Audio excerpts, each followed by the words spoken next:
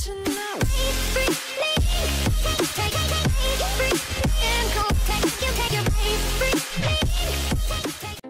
kali ini kita akan membahas logo dalam desain grafis.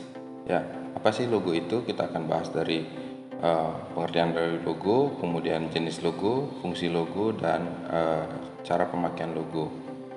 Oke, untuk itu kita langsung saja.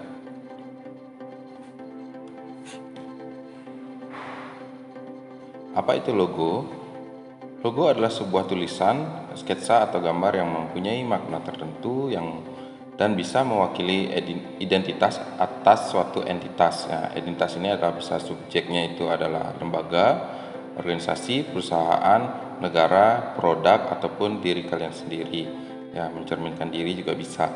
Oke, yang dimana logo ini bisa mendeskripsikan sesuatu atau menjelaskan sesuatu tanpa adanya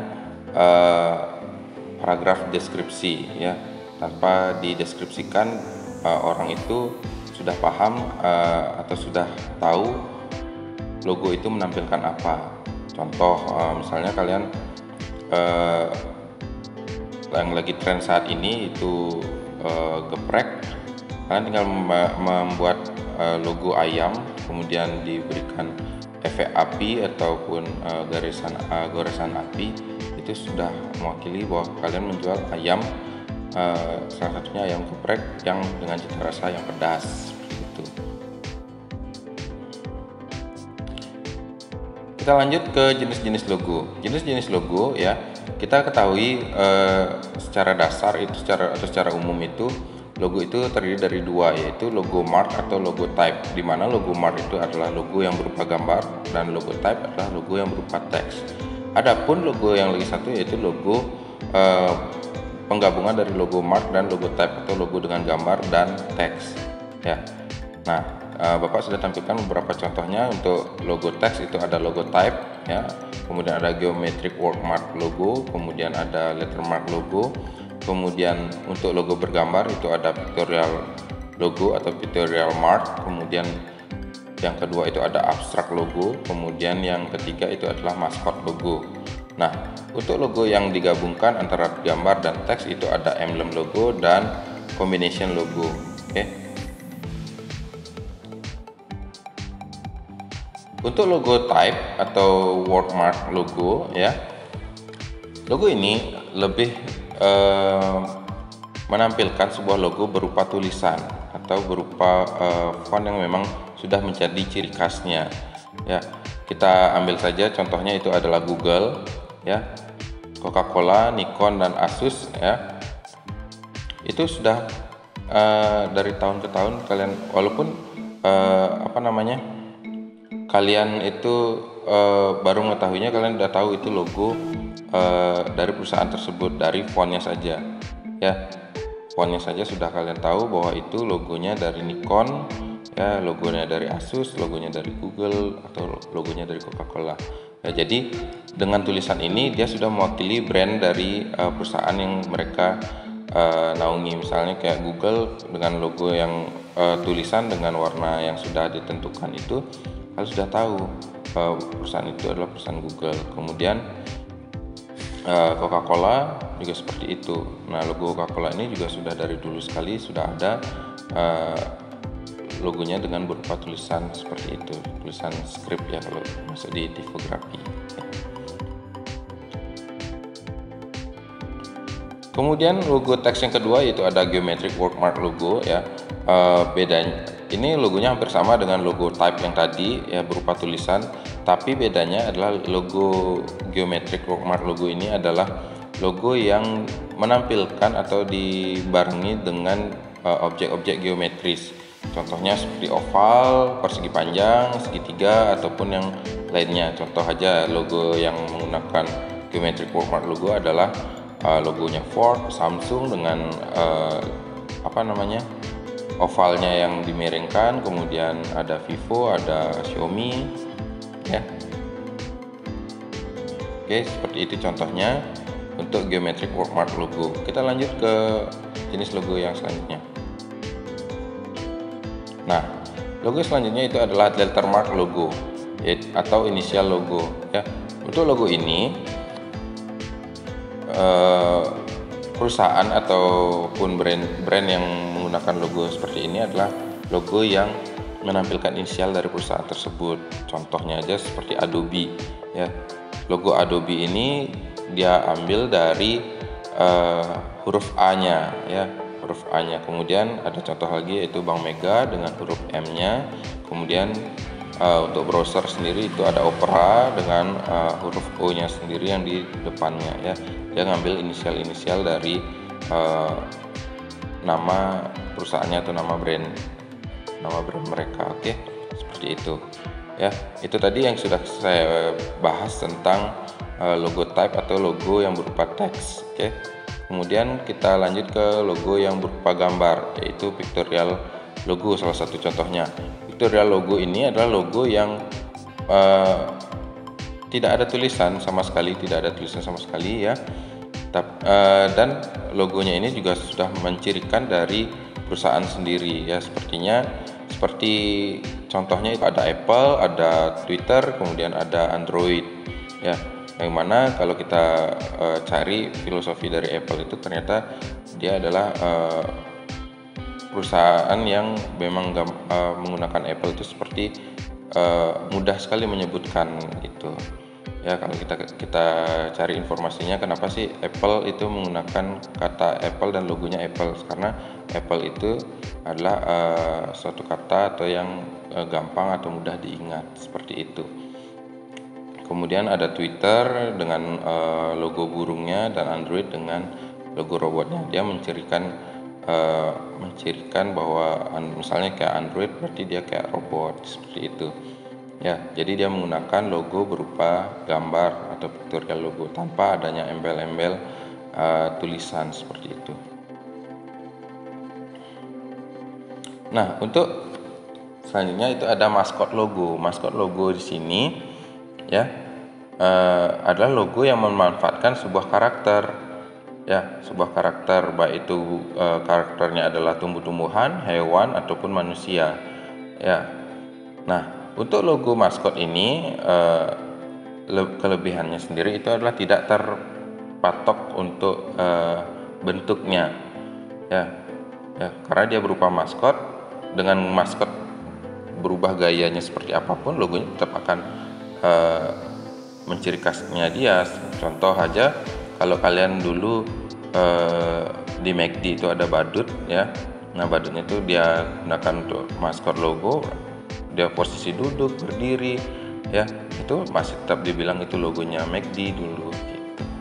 Nah, sama halnya dengan contoh logo maskot logo itu ada logonya KFC dengan Colonel Sanders-nya dan Pringles, ya. Adapun juga Cheetos yang kalian tahu itu dengan citahnya, ya. Dengan posisi seperti apapun dia tetap logonya Cheetos, gitu, karena dia menggunakan maskot logo. Selanjutnya adalah emblem logo. Emblem logo di sini adalah biasanya kita temukan di klub sepak bola, klub basket, ya, ataupun klub olahraga lainnya, ya. Ciri khas dari logo ini adalah logo yang biasanya, ya, berisikan tulisan dengan di belakangnya itu ada tameng ataupun lingkaran, ya. Untuk logo emblem ini biasanya bisa digunakan untuk pin, gitu, ya. Contohnya saja itu ada Starbucks dan Harley Davidson.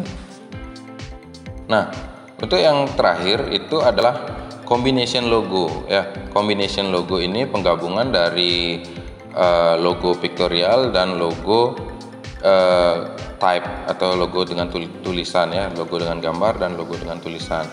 Nah, untuk objek logonya sendiri itu dia untuk gambar dan tulisannya ini sama-sama kuat, ya, sehingga tidak bisa dipisahkan. Contohnya saja logonya Burger King. Kalian tidak mungkin kan bisa memisahkan logo Burger King hanya menggunakan tulisannya saja, kan nggak bisa. Kalian juga harus ada logo gambarnya, yaitu seperti logonya Burger King ini ada seperti roti dari burger itu sendiri dan ada lingkaran birunya. Jadi nggak mungkin kalian bisa mengambil salah satunya saja, kan itu karena logonya ini adalah logo combination yang dimana untuk pictorial logo dan logo type-nya itu sama-sama kuat. Oke, kita beralih ke fungsi logo. Kalau tadi kita bahas tentang jenis-jenis logo, itu ada secara umum ada 2 dan ada 1 logo tambahan, yaitu kombinasi dari tulisan dan gambar. Kemudian kita beralih ke fungsi, di mana fungsi logo itu memiliki fungsi yang menggambarkan identitas dari suatu lembaga atau entitas, ya, baik itu berupa kepemilikan, ya, jaminan kualitas, ataupun untuk menghindari adanya peniruan, ya, atau pembajakan. Namun selain itu, logo juga memiliki beberapa fungsi yang lain, yaitu adalah ada branding, ya, ada branding yang dimana branding itu adalah menggambarkan karakteristik suatu organisasi atau produk yang diwakilinya, ya. Jadi nantinya masyarakat akan mengingat atau mengenal suatu logo yang mewakili dari entitas tersebut atau perusahaan tersebut, ya. Kemudian fungsi logo yang kedua yaitu adalah memberikan informasi, pengawasan, dan kontrol, yang dimana fungsi ini ada sederhananya saja, logo akan menyampaikan informasi penting dan kesan yang diinginkan perusahaan dari masyarakat, sehingga logo juga berfungsi sebagai suatu pengawas atau pengontrol perusahaan di mata masyarakat. Ya, itu fungsi yang kedua. Kemudian fungsi yang ketiga adalah memberikan motivasi, di mana suatu logo juga digunakan untuk menyampaikan pesan motivasi kepada seluruh pihak yang sesuai dengan tujuan brand tersebut. Contohnya saja adalah logo yang mengajak anak-anak itu untuk mencintai lingkungan. Biasanya logonya akan menggunakan warna yang sesuai dengan lingkungan, biasanya dominan dengan warna hijau, ya. Kemudian untuk memberikan semangat biasanya dominan dengan warna merah. Kemudian untuk meningkatkan, kalau logo makanan biasanya untuk meningkatkan rasa lapar dari pelanggan, yaitu biasanya menggunakan warna kuning, ya, seperti itu. Ya, jadi dia memberikan motivasi kepada masyarakat untuk lebih menggunakan dari produknya sendiri. Oke. Kemudian yang keempat itu adalah mengutarakan emosi. Ya, mengutarakan emosi, di mana logo tersebut biasanya dijadikan sebagai sarana untuk mengutarakan emosi. Contoh, ya, contohnya kita bisa ambil dari produk-produk brand-brand ibu hamil atau ibu menyusui, ya, di mana logonya itu pasti menggambarkan kasih sayang antara ibu dan anak, jadi menampilkan emosi kasih sayang antara ibu dan anak, seperti itu. Dan yang terakhir adalah untuk presentasi dan promosi, ya, yang dimana fungsi ini logo itu seluruh informasi atau pesan yang ingin disampaikan dapat tercantum pada logo, ya, sehingga orang itu kan lebih tertarik dengan gambar, ya, dengan gambar. Jadi penyampaiannya itu lebih menarik, lebih mudah diingat, ya. Kemudian logo itu juga bisa kita imbuhkan dengan kata-kata persuasif atau kata-kata yang mengajak seseorang. Oke, seperti itu untuk fungsi logo. Kemudian yang terakhir itu adalah kriteria logo yang efektif itu seperti apa? Ya, logo yang efektif, ya, yaitu adalah saat dimana kalian ingin menciptakan logo itu seperti mudah untuk diingat, ya, gampang digunakan, seperti itu. Itu logo yang efektif. Nah, kriterianya seperti apa? Yang pertama itu adalah sederhana. Logo yang sederhana, ya, seperti sebelumnya kita sudah bahas bahwa logo diciptakan untuk memberikan informasi penting kepada masyarakat. Untuk itu disarankan untuk membuat logo yang sederhana agar lebih mudah dikenali dan juga mudah untuk diingat. Mungkin kalian bisa gunakan objek tertentu yang simple, kemudian dengan warna-warna yang sudah kalian tentukan, sehingga masyarakat lebih mudah mengingatnya. Ya, itu yang logo pertama. Kemudian untuk yang kedua, kriteria logo yang efektif itu adalah unik atau unik, ya. Sederhana saja nggak cukup, ya. Kalau logo yang efektif sederhana aja nggak cukup, tapi logo itu juga harus unik, ya. Logo yang unik itu harus mempunyai ciri khas, kemudian berbeda dengan logo yang lainnya, terutama yang dimiliki oleh kompetitor. Jadi kan nggak mungkin kalian membuat logo yang hampir sama dengan kompetitornya, nggak bagus. Kemudian logo unik ini juga bisa membedakan antara satu organisasi dengan organisasi yang lain, ya. Maka kalau logo itu sama, nggak unik, ya akan terlihat aneh untuk dilihatnya, ya. Bisa dicap juga perusahaan ataupun brand yang menggunakan logo yang bersama itu nggak profesional gitu, ya, tidak punya inovasi seperti itu, ya. Kemudian kriteria yang ketiga itu adalah mudah diingat, ya. Mudah diingat karena sudah sederhana, kemudian sudah unik, pasti logo itu mudah diingat, ya. Logo ini mampu memenuhi kriteria sederhana dan unik, pasti mudah sekali untuk diingat. Hal ini akan membantu proses pemasaran sehingga meningkatkan penjualan, ya. Karena mudah diingat, ya, masyarakat gampang untuk mengingatnya. Jadi masyarakat akan cenderung untuk memilih brand dengan logo atau logo yang mudah sekali diingat. Oke, seperti itu. Kemudian kriteria logo yang keempat itu ada serbaguna, ya. Serbaguna di mana suatu logo yang harusnya diterapkan ke berbagai media itu gampang sekali digunakan, ya. Seperti misalnya logo itu bisa digunakan di di faktur, ya, di nota-nota, kemudian bisa juga berupa stempel, ya, akrilik, poster ataupun yang lainnya. Sehingga untuk penggunaannya itu gampang dan tidak menghilangkan sifat asli dari logo itu, ya, bentuk aslinya nggak berubah.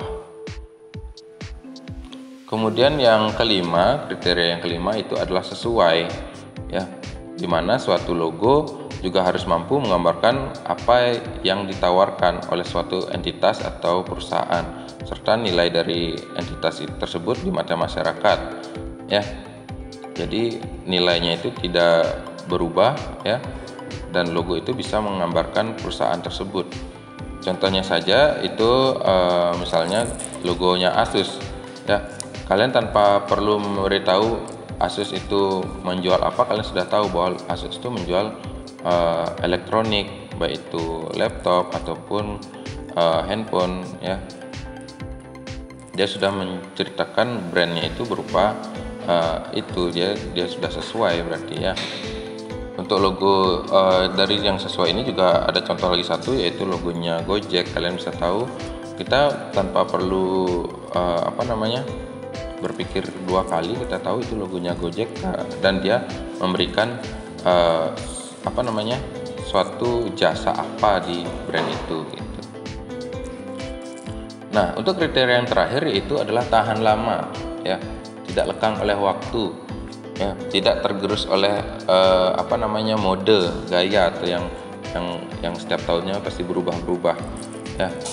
Jadi kriteria logo ini adalah logo yang mampu tahan lama, ya, yang dimana logo ini sesuai dengan brandnya dari waktu ke waktu.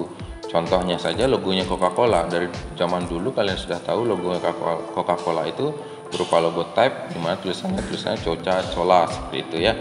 Jadi sampai saat ini masih juga digunakan. Jadi kan dia tidak lekang oleh waktu seperti itu.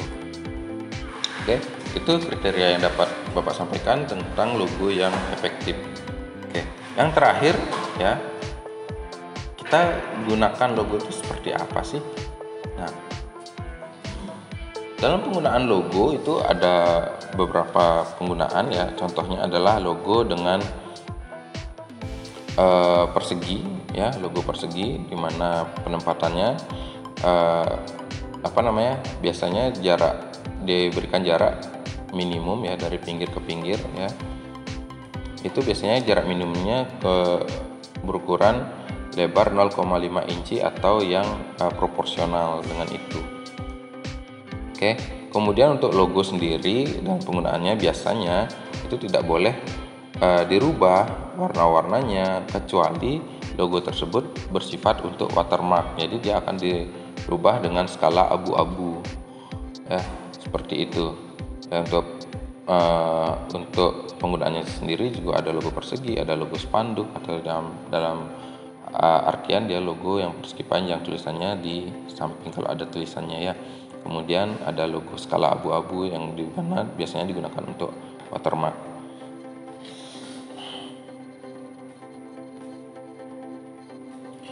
Oke, itu yang dapat Bapak sampaikan dalam desain logo, dalam desain grafis, yang dimana kita sudah bahas mulai dari apa itu logo, jenis-jenis logo, fungsi logo, dan kriteria logo yang efektif dan cara penggunaannya.